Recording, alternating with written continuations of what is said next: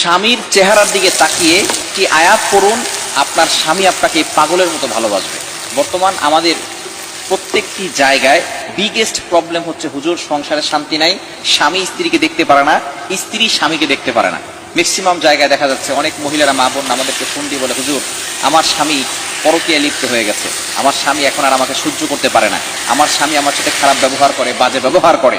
যদি আপনি কোরআনের একটি আয়াতের আমল করতে পারেন, অবশ্যই আপনার স্বামী আপনাকে পাগলের মতো ভালোবাসবে।